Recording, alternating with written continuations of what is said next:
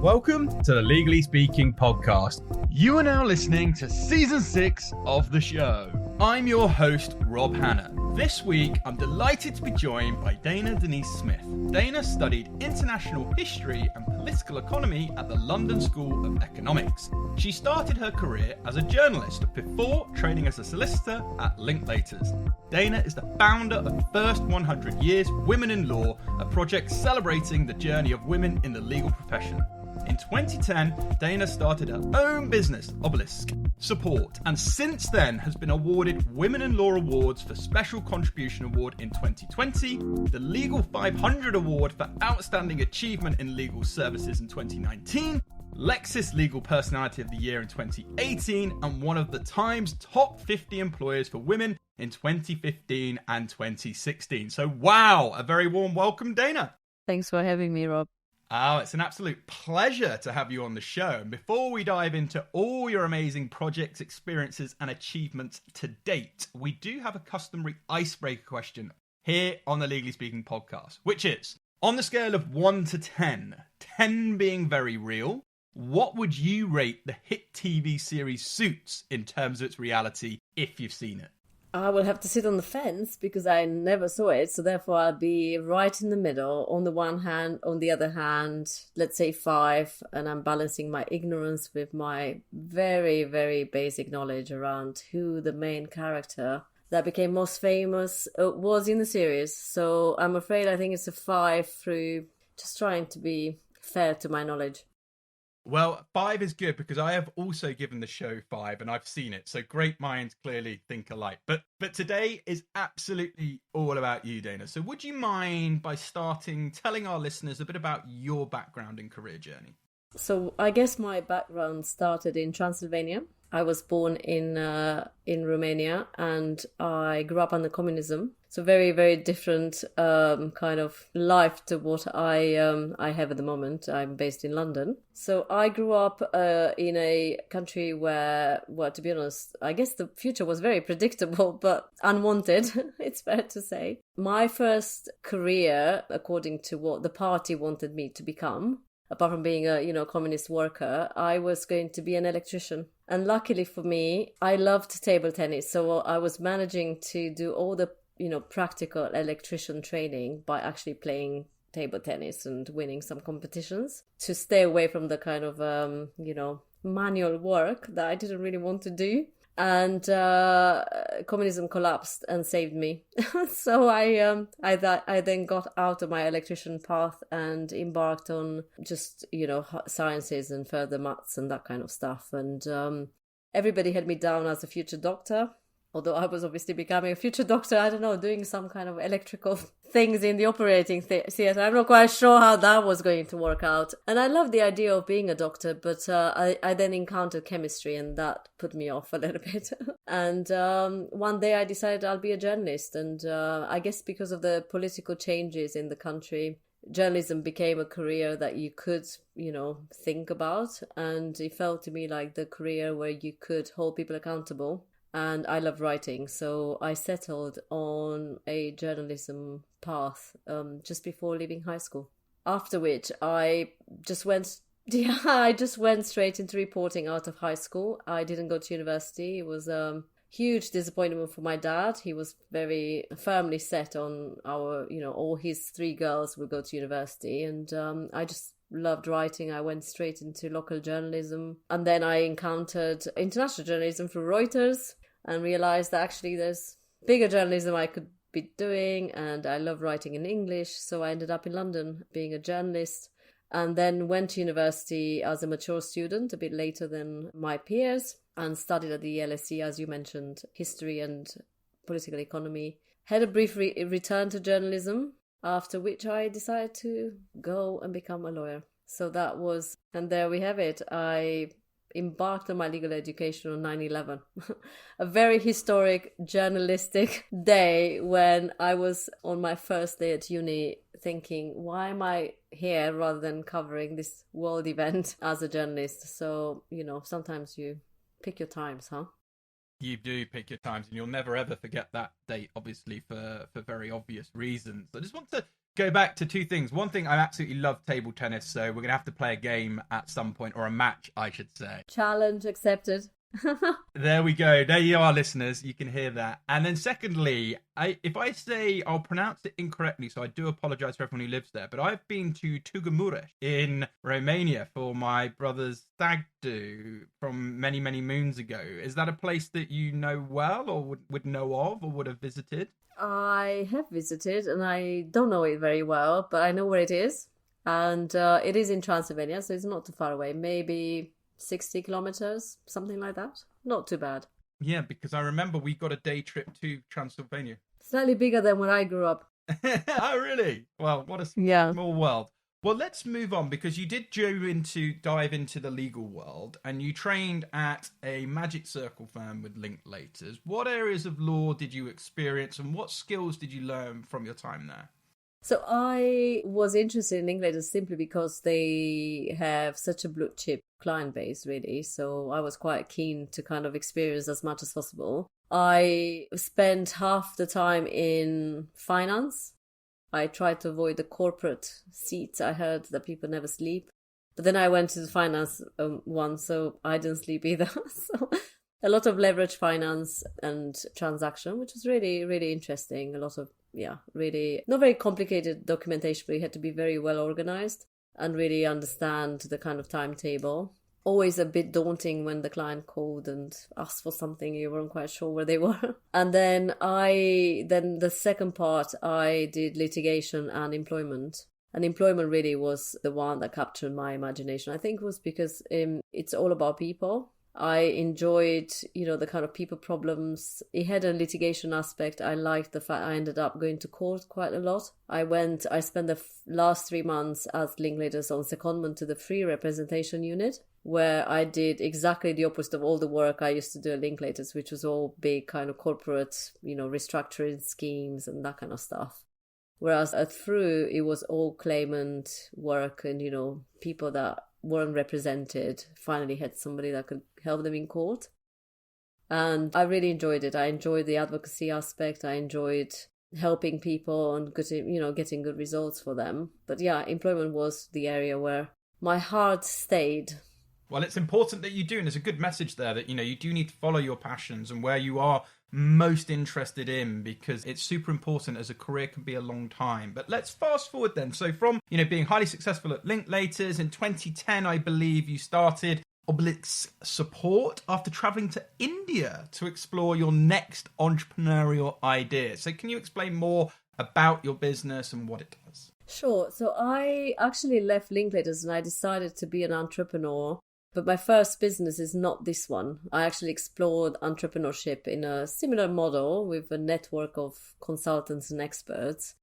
But in my previous line of business with, political risk and writing, I realized, I think, having qualified and spent a bit of time in the legal profession, I was a bit older when I qualified, remember, because I came quite late to going and becoming a graduate and actually suddenly having this moment of deciding to be a lawyer.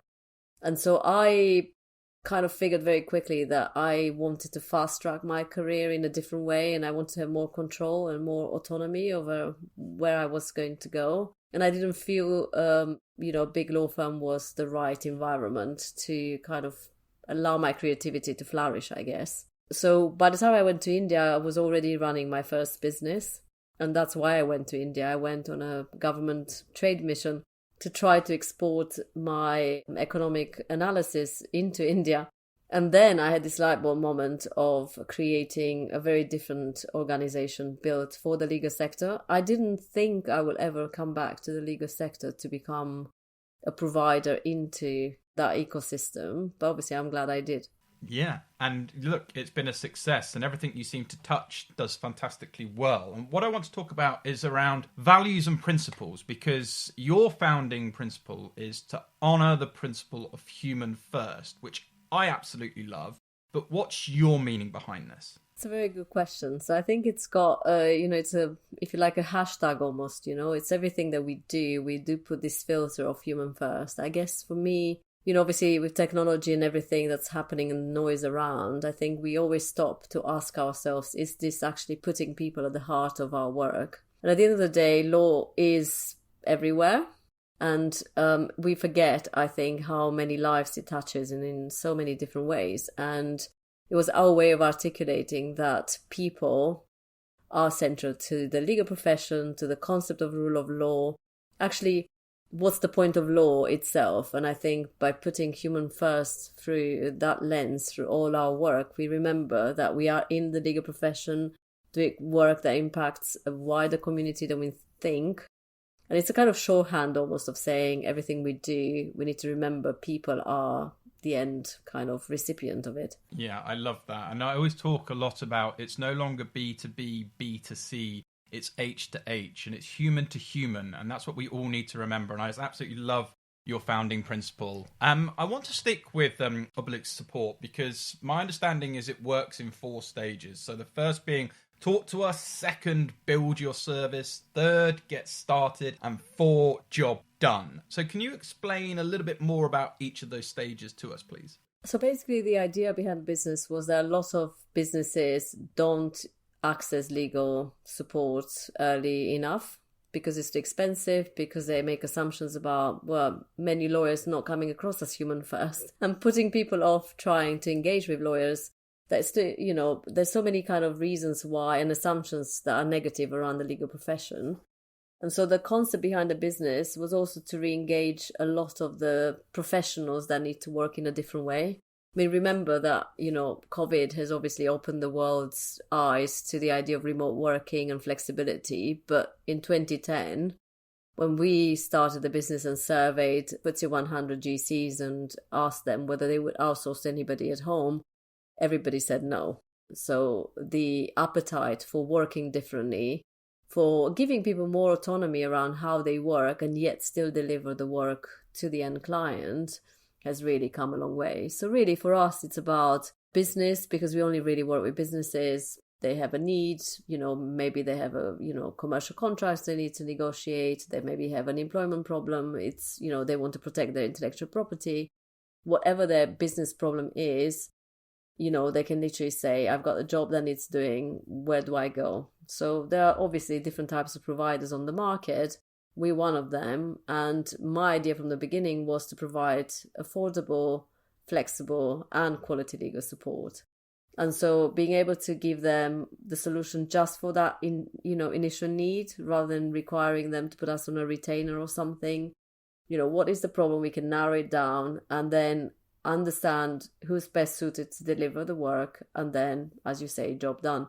So it really is about being as flexible as possible to enable as many businesses to access support rather than basically shun lawyers, which is kind of how most people think. No, and I love that. And I think it's so important. And again, it's just testament to your values and you as a human first, because affordability obviously will increase access, and everything that you're doing is tremendous because, everyone shouldn't be put off. And the fact that your organization does exist will hopefully give people that hope that, hey, I can actually get legal representation and the right things that I need, because I say it time and time again, folks, it's one of the best places and most important places to invest if you can, having the right legal support and any sort of initiative you're trying to do. So it's wonderful that your organization exists. So let's move further away, because you've done so many wider things, and I know you have lots of other passions and things that is true to you that you want to help push and change. Particularly, you are a women's advocate and witness skills women's lawyer in the stages of helping them from professional and personal lives, because sometimes they're overlooked. So what can the legal profession do to further support women and their careers? Where do we start? I mean, how long do you have? Well, I think there's a lot of stuff that's remaining undone. Obviously, in a way, we've been taken by surprise by the rise of women in the legal profession, and the profession structures weren't ready for it. So recognizing that the profession was structured for a very different demographic is the, step number one. It is becoming majority female, but the decision makers are not female. So we're holding on to structures that are no longer fit for purpose for the future. We have to recognize women's priorities can be slightly different. We lose a lot of talent. We still lose a lot of talent because of flexibility now. Before it was inflexible everything. Now we're creating, workplaces that are strict around which days of the week you have to be in and how you have to turn up, even when they are flexible, generally speaking. So I think we have made some progress, but it's still made not on really understanding women's challenges sufficiently. So they're very much, echo chamber kind of solutions as opposed to from the ground up. We have a lack of women leaders. We have, a lack of representation across all aspects of the legal profession. So maybe we're seeing some improvements in some areas. Let's say the lower tier tribunals, many more women are going in. We look at the Supreme Court, 1 woman out of 12. So you have this kind of massive gap, which, optically and from a symbolic point of view, doesn't give hope to women that the change is possible in their lifetime, and that needs to be addressed. But there's so many things around, gender pay gap is an issue. Everything, in a way, to me, that's why I focus so much on the history at the beginning, because a lot of it is a historic lag. We've inherited all these histories and we don't understand them, and we never stop to say, well, what do they actually mean? The gender pay gap, for example, is a complete historic inherited factor from the First World War, where women stepped into the war effort, they were paid less, and they never escaped it. So we understand some of those historic aspects, we can tackle them. I think there's so many ways in which you can cut the problem, but as you know, I'm focused on trying to break through and find some solutions. So yeah, but there are loads and loads and loads of aspects where we can progress. But I think often the conversation is negative, and I like to keep it positive. Yeah, and I'm all for change, I'm all for positivity, and I'm all for, like you say, solution. Time for a short break from the show.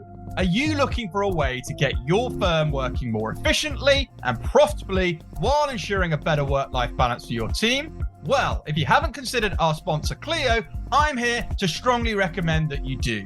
I absolutely love working with 𝐤𝐤𝐬𝐬𝐿. Not only is it the world's leading legal practice management and legal client relationship management software, it also has a really solid core mission to transform the legal experience for all, something I personally support. What sets 𝐤𝐤𝐬𝐬𝐿 apart for me is their dedication to customer success and support. There are lots of legal softwares out there, but I know from talking to 𝐤𝐤𝐬𝐬𝐿 users that their support offering is miles ahead of the rest, with their 24/5 availability via email, in-app chat, and over the phone. Yes, you can actually call in and speak to someone. 𝐤𝐤𝐬𝐬𝐿 is also the G2 crowd leader in legal practice management, in comparison to 130 legal practice management softwares, and has been for the last 14 consecutive quarters. G2 Crowd is the world's leading business solutions review website. You can check 𝐤𝐤𝐬𝐬𝐿's full list of features and pricing at www.𝐤𝐤𝐬𝐬𝐿-legally-speaking. That's www.clio.com/legally-speaking. Now back to the show.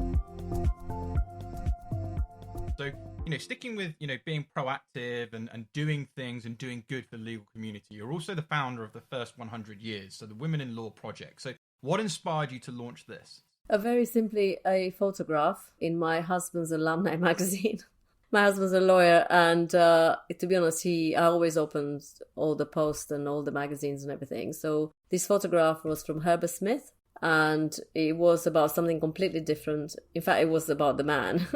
But I spotted it in the corner, and I was just fascinated by the fact that they had only one woman partner in 1982, and I was already alive by this point, and I therefore wondered whether there was more to this photograph, and that it was telling actually something bigger about the journey of women in law. Again, because a lot of the education we receive in law school wasn't focused on women. I mean, in 2013, it was when I saw this photograph. The only names I knew in the legal profession were male names, all the lords, and all the cases were about lords, and all the kind of famous names were men. And I did wonder when I saw the photograph whether there was something in it, and why did we only have one woman in 1982, and what was that telling us? And that's when I started to research, And I discovered that women were basically banned from joining the legal profession until 1919. And they needed to change the law to enable them to be classified as persons. And I wanted to celebrate that because I thought it was such an important thing to focus on and educate and inform, and also bring out from all that history the role models that we had no idea about. So that was kind of the first 100 years, was creating a campaign to run up to the centenary of the Act of Parliament that allowed women to participate in the legal profession. But it was also a kind of way of, it was an oral history project as well. We filmed a lot of the role models of today, a lot of the firsts of our generation, most of them are still alive. And we basically made this kind of promise to the legal profession that the next generation is more informed, has more material, and doesn't have that kind of poverty of knowledge that we inherited. And also then it became something much bigger than I thought, to be honest, because I thought we'll just produce all these films, we will create this library, we will do some research, and the job will be done. But it became really evident that there was such a hunger for this information. Women needed role models in a way that I didn't anticipate before. For me, it was about telling stories, but I realized for them it was about making reality, and feeling that they had a place in the legal profession. And before I knew it, it became a kind of movement out of my control. But that was a good thing. Absolutely, and we're all for good things. And you were touching on it there because the aim of our understanding was, with the first 100 Years project, to create this online library of 100 videos about women who have shaped the legal profession since, I believe, the Sex Disqualification Removal Act in 1919. So with that, who have you had the opportunity to collaborate with along that journey? A lot of people, to be honest, because one of the first early things that I learned that I didn't appreciate was how expensive it is to make good films. So we needed the legal profession to support, because initiatives, to really power them, they need to be bigger than the individual that founds the idea is not enough. And really, we collaborated with so many universities, so many organizations, and they still do. We still have an exhibition that we call Print and Display, where people just take it off our resource page, basically, and they print it in their own kind of studios, and they're still going around schools around the country because they want to use the materials for teaching. We had a lot of the law firms support individual films. We had, I guess the biggest collaboration was with the Supreme Court, where we managed to commission and get this first artwork depicting women lawyers mounted in courtroom number 2. It was quite a complex project, and I was very happy it worked out. And, we managed to fundraise to make it a reality, because I hadn't appreciated how visually women lawyers were not represented. So it was an incredible, it was so embraced by the legal profession and by the, across the board, not just solicitors, not just barristers, but actually the judiciary. They've been amazing. Universities, it really captured the imagination of the profession in a way that I probably secretly hoped, but I didn't really believe it was possible. So a huge range of people really made it possible. And a range of people and a range of hours from yourself, because I understand you've also dedicated over 10,000 hours of pro bono time on the project. I'm a big believer in the actions will outperform the words. But what did you enjoy most during that time, and what did you want your audience to really learn from the first 100 years in terms of key takeaways? I wanted them, I remember actually, because you sometimes you forget that when you're a child, things happen to you, but you don't know how they really will impact you in the future. So I remember a conversation when I was about 15 in my high school with Holly, a boy, and he said to me, name any famous woman that have never ever done anything. And I struggled. I think I said Marie Curie or something. And there was, because we weren't brought up to be able to roll off our tongue a bunch of women that are amazing. We just didn't have the practice. So the first thing I wanted is, if a woman is asked to name me some women lawyers that ever did anything, they have no hesitation to basically have a bank of names they can just push out, and anybody that challenges women have achieved and contributed. So that was kind of, the basic aim was, please remember these people because they have made today possible for you. But at the other end, definitely working in the Supreme Court, an arts project, very complicated, very different kind of brain required, and different types of team to surround us. So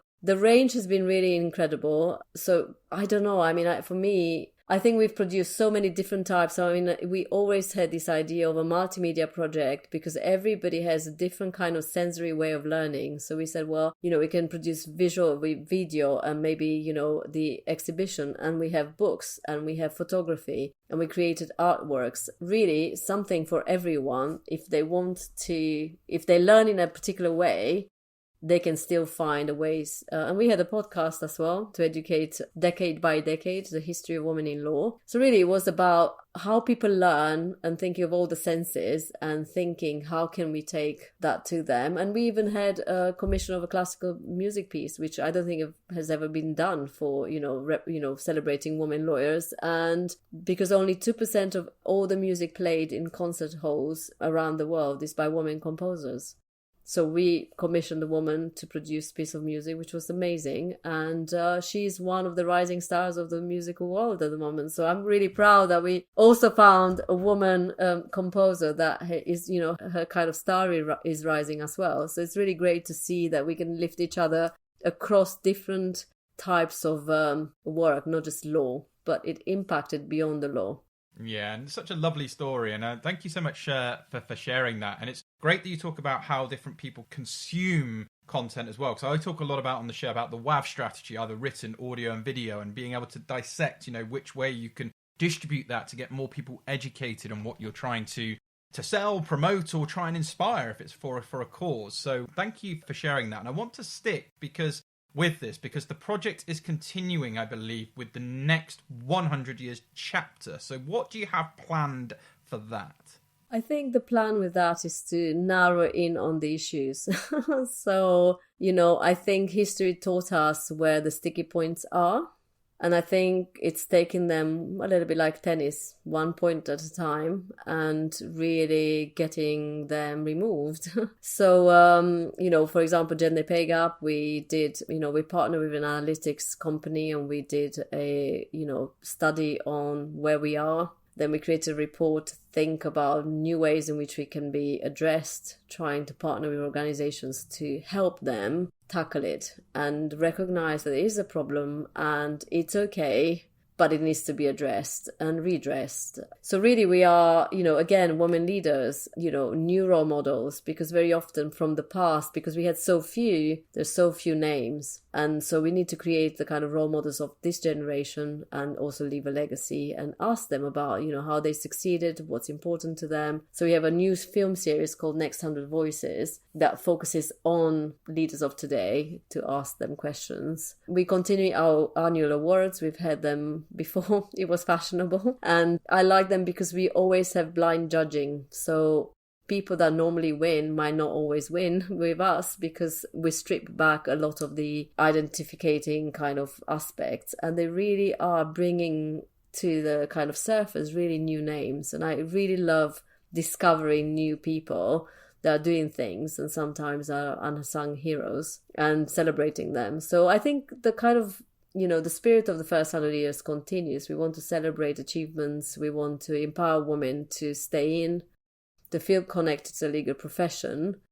But when it comes to the kind of bigger, stickier points, we want to go deeper and understand the problems and see what solutions we can come up with. So, for example, right now we have a survey out on mothers in the legal profession, because whenever we surveyed, and we've had a few surveys at different points, including in COVID, mothers ended up on a kind of side track of their own where they would just give us a lot of kind of, a lot of things in kind of free text around how much they were struggling. And we said, let's take that and actually do something to understand where they feel they are and what we can learn from that, including for, fathers and other members of the profession, right? So we're focusing on issues to understand why are we so stuck with them, and can we do something to unlock? Well, you're absolutely doing something to unlock. And sticking with celebrating achievements, awards, role models and legacy, something that I truly support all of, we have to talk about you. Because, Dana, you have been awarded the Women in Law Awards Special Contribution Award 2020, Legal 500 Award for Outstanding Achievement in Legal Services 2019, Lexis Legal Personality of the Year 2018, one of the Times top 50 employers for women in 2015 and 2016, and received an Honorary Doctorate of Laws, and many, many other things. How do you feel about all these achievements to date? What can I say? I have been overtaken by my child. She's won more piano competitions than awards I've had, and in shorter time. So seriously, I feel very humbled. I mean, to be honest, I didn't even think I'd be a lawyer, right? So when I was growing up, I mean, obviously I had a sense, we all grow up and we get angry and, we feel there's no justice in the world. Some of them, because we're teenagers, so some of them, maybe they're more justified. But it's kind of almost puzzling as well to have had so much recognition, to have managed to kind of catalyze so much of the industry around some of the ideas I had. So it's kind of humbling, but also surprising. But I guess, I have put the work in, as you said. It's thousands and thousands of hours, and it continues to this day. I take great pleasure working on these projects and these ideas, but I guess they're not magical results. They're coming out of the fact that I put all this effort in, and I'm really grateful people are noticing the work. Well, they absolutely are, and all of us on the show here congratulate you on everything you've achieved. But you make a great point, because the awards are really just the tip of the iceberg. It's all the legwork that goes beneath the water, all of that hard work, dedication that finally does get recognised by, seeing the top of it. So thank you for all that you have done. And sticking with, accolades and achievements and features, you've recently featured in the Sunday Times. My mum's army is out to shake up the legal profession. Can you tell us more about this article? Well, this was really about, I think the category of article is called How I Made It, but I don't feel like I've made it. I guess how I made it to still survive in business today is really the kind of subtitles and the translation. So I think it's just something that focuses around how you build a business from nothing, which is what I did. I didn't take investment. I wasn't a senior partner moving into setting my own firm. The climate in 2010 was a very different one when it comes to recognizing the value of people that want to work in a different way. So my idea from the beginning was not to allow parents and people with caring responsibilities to leave the profession because we were not prepared to give them jobs that were flexible enough. I wanted to focus on their contribution, their technical skill, what they can bring, young, old, parents, people with older parents, whatever they may have going on at home. I didn't want them to feel it's all or nothing. So, a win-win rather than zero-sum game. And so my idea from the beginning was very much around, can we create jobs? Can we bring work to people that need to work in a different way? And the market wasn't really open for it. So I guess it describes my journey trying to bring all these mums opportunities, but the market wasn't giving me any.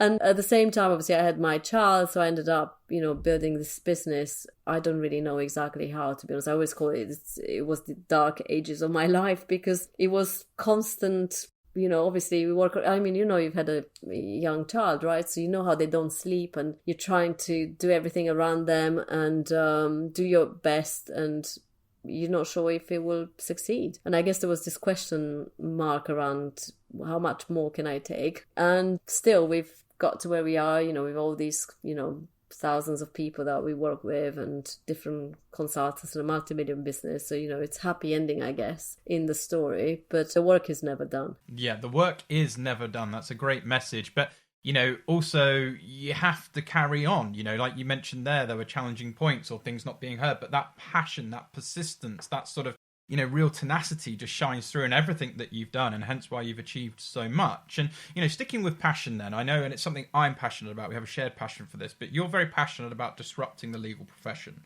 So what changes have you seen, positive changes, since joining the industry? But what changes would you like to see? And I know, where do we start, how long we got, but be as concise as you would like to be. Well, definitely, I think from a massive point of view, demographically, the profession's completely transformed with the rise of women. And I think that will demand deeper changes because they will not stay. I think there's a massive challenge generally towards legal professionals, our reputation in the world. in terms of, what obviously you hear from the kind of, the human rights lawyers and the criminal barristers, are on strike. Very often there's that kind of narrative, but actually we are basically under attack as a profession in terms of what do we exist for, really being able to articulate to the wider society the need for lawyers, why are we here for them. And I think we haven't really done a good job. So we've ended up with a lot of the narrative being a negative one around, greedy people that charge by the hour. One of the major changes, I think it's a good one, is that we're talking about mental health and well-being, and do we really need to work around the clock?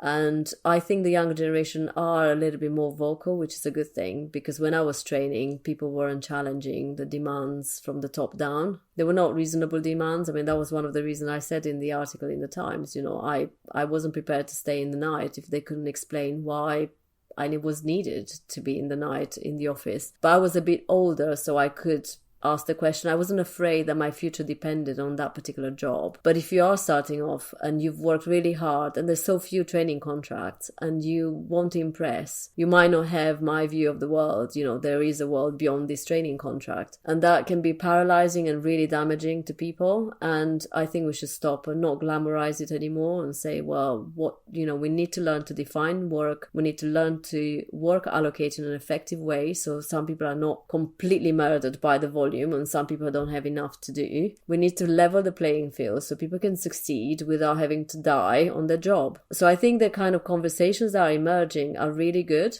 They are striking to the very heart of many issues that we've known about, but maybe we skirted around. The whole point about culture in the law firms, in the legal profession. What is our purpose as lawyers? Because if you are invested so many years and so much money to become a lawyer, I think you're worth, asking those questions, and also you should be asking for answers. Yeah, I couldn't agree more. And I absolutely agree on the mental health point. It's something very personal to me, and I'm a very big believer in sort of, supporting whatever we can when it comes to promoting mental health. And I was recently at Stephanie Boyce's charity gala dinner where we sat on Law Care's table, and I think they're doing tremendous work. And previous guests we've had on the show, the likes of Jodie Hill, who runs Thrive Law, who really puts mental health and diversity inclusion at the forefront of her firm. Caitlin McPhee, who's also former Linklaters, has set up her own coaching business about Rebalance, trying to help people within the legal profession. So I think thank you so much for shining a light on that and all the work that you've been doing. And, undoubtedly you're inspiring the next generation of talent. Many students, the next generation of lawyers are looking up to you and will have followed your story. So what advice would you give to those looking to start out in the legal profession? I think, well, it depends. So first of all, don't be discouraged, because it is hard to get jobs in the legal profession, but luckily there are different types of jobs and different routes in. Never stop being professional and having high standards, because I think it matters how you come across, how you present. I think we underestimate that we do make an impression really fast. And equally, I think if you have passions that involve the legal profession or beyond, don't give them up. And never be afraid of having a future beyond law, because it is possible to find, that law is just the start of something more exciting. It doesn't need to be the end all of everything and put pressure unnecessarily over their heads. I think it's difficult when you have too much choice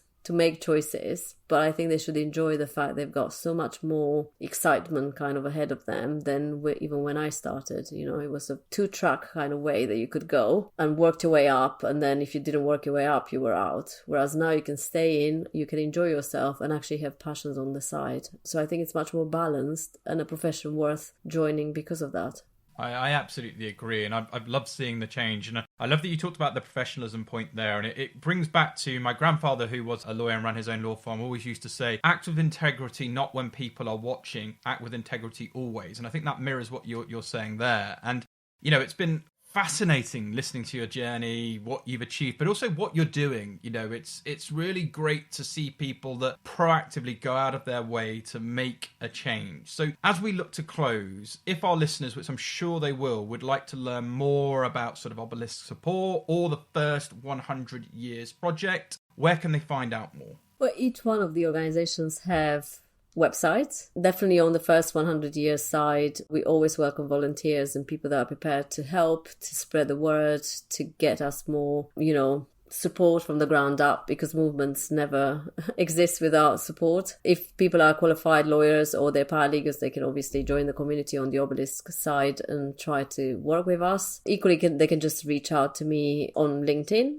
and I'm happy to connect. And I don't know if I mentioned, but I think it's next week, I'm also representing women on the Law Society Council. So I hope to make a difference by putting the issue right on the table, at the top table. Absolutely. And congratulations. And that doesn't surprise us one bit. Thank you so much, Dana. It's been an absolute pleasure having you on the show today. So from all of us on the Legally Speaking podcast, we'd like to wish you lots of continued success with your entrepreneurial journey, career, and wider pursuits. But for now, over and out. Thank you.